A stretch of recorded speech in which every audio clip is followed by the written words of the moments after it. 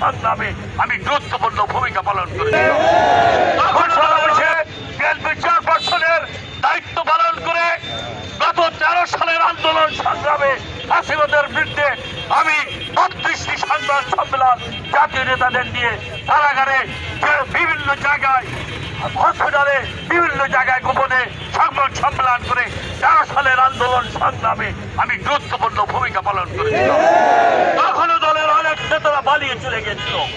এক সময় দেশনেত্রী নির্দেশে আমি বিএনপির পক্ষ থেকে একজনকে ধরে নিয়ে হসপিটালে বিভিন্ন জায়গায় গোপন জায়গায় প্রেস ব্রিফিং করেছিলাম।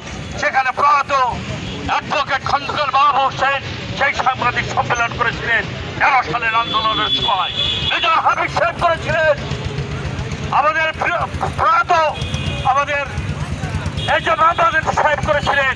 অনেক নেতারাই তখন বেগম খালেদা জিয়ার নির্দেশে এই তৎকালীন 13 সালের আন্দোলন সংগ্রামে মেজর হাবিব সাহেব করেছিলেন, সংবাদ সম্মেলন করেছিলেন দল, জাতি এবং দেশের স্বার্থে বেগম জিয়ার পরিবারের